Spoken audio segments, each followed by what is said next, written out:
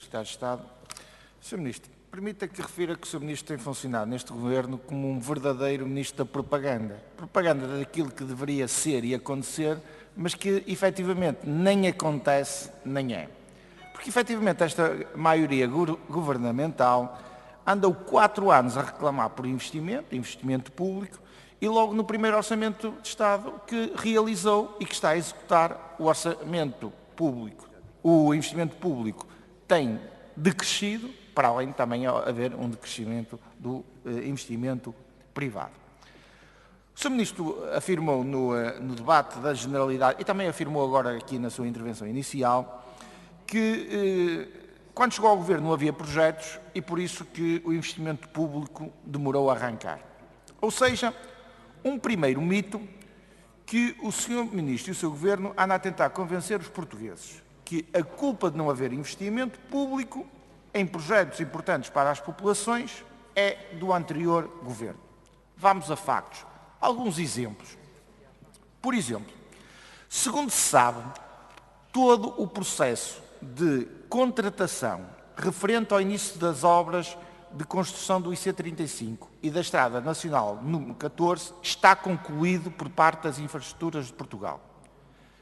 Porquê é que o seu Ministério ainda não autorizou as Infraestruturas de Portugal efetuarem a respectiva adjudicação e dar, assim, início às respectivas obras? Esses investimentos foram cancelados, foram adiados. É que se todo o processo está devidamente tratado por parte das Infraestruturas de Portugal, não existe razão para não avançar. Mas temos mais, Sr. Ministro. No documento da discussão na especialidade do Orçamento de Estado de 2016, estou a falar de 2016, um documento preparado pelo seu Ministério, havia calendarizadas um conjunto de obras na ferrovia, que passo a ler. Lançamento de concurso para obras Covilhã-Guarda, setembro de 2016. Concordância da linha da Beira Baixa, linha da Beira Alta, setembro de 2016. Início da obra Alfarelos-Pampilhosa, março de 2016. Lançamento de concurso para a obra Évora Norte, abril de 2016. Elvas Fronteira, dezembro de 2016. Isto é um documento do seu Ministério referente ao Orçamento de Estado de 2016. Ainda podia referir aqui o azar, e aí foi azar, da falência do empreiteiro na eletrificação da obra de Caí de Marco e que, segundo, está parado. Mas, referente a estas obras que estavam devidamente calendarizadas, quais foram as obras que já avançaram, que estão a avançar? Se avançaram, se vão avançar? Segundo o mito, o governo anterior deixou o Portugal 2020 empastelado. Eu penso que foi este o termo utilizado pelo Sr. Ministro no debate da Generalidade. E que foi este governo que conseguiu um avanço extraordinário na execução dos fundos comunitários. Vamos novamente à realidade. É verdade ou não que Portugal foi dos primeiros países a entregar o acordo de parceria, ou foi ou não um dos primeiros países da União Europeia a ter todos os programas operacionais aprovados?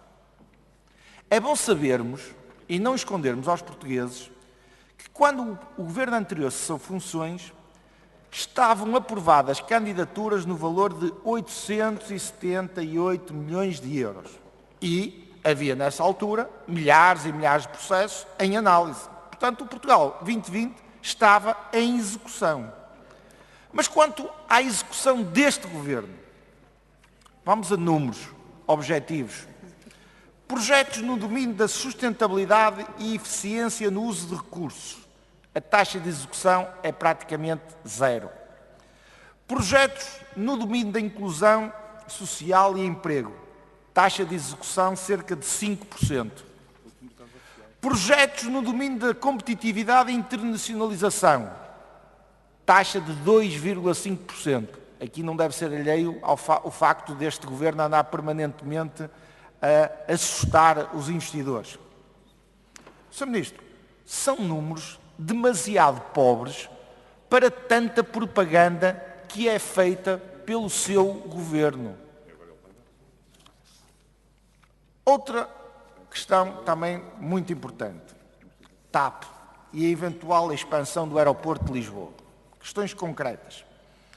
Sr. Ministro, qual o ponto da situação referente à enorme atrapalhada que é a reorganização da estrutura societária da TAP?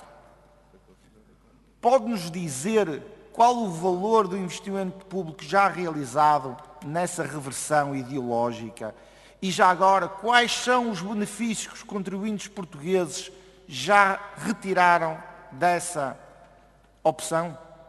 É que existem fundadas preocupações relativamente à opção estratégica que foi tomada por este Governo relativamente à TAP e essas preocupações são inclusivamente de sindicatos sobre a estratégia que está a ser seguida na TAP. Aeroporto de Lisboa. Permita-me dizer, Sr. Ministro, com todo o respeito, que os governos do Partido Socialista têm um fetiche por aeroportos. Era um novo aeroporto na OTA, era um novo aeroporto no Barreiro, foi a construção de um aeroporto em Beja que, salvo erro, teve 1 ou 12 voos comerciais e que hoje é um enorme elefante branco para o país.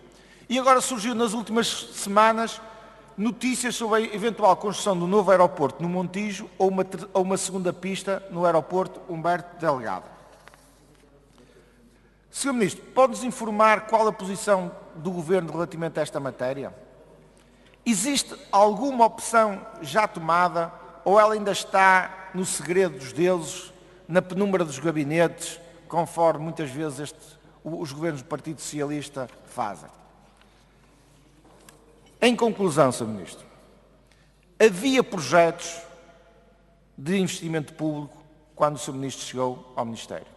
Não havia projetos úteis para as populações. Não havia aqueles projetos que o Partido Socialista gosta, que era um novo aeroporto para Lisboa, uma nova travessia sobre o Tejo, um TGV, uma terceira autoestrada Porto-Lisboa. Isso não havia. Mas isso não eram certamente investimentos prioritários num país que os senhores deixaram em pré-bancarrota. E, portanto, finalmente, acho que tem que assumir, Sr. Ministro, aquilo que é público e que tem vindo notícias recorrentes na imprensa. O Governo trava verbas da IP para a ferrovia. Cativações aplicadas às infraestruturas de Portugal estão a pôr em causa a execução de contratos, em especial na conservação de estradas e ferrovia. Isto sabemos, toda a gente sabe isso. Também a execução do investimento em projetos ferroviários é de apenas 25% do previsto. Muito obrigada, Sr. Portanto, Deputado. Sr. Ministro, muito obrigada.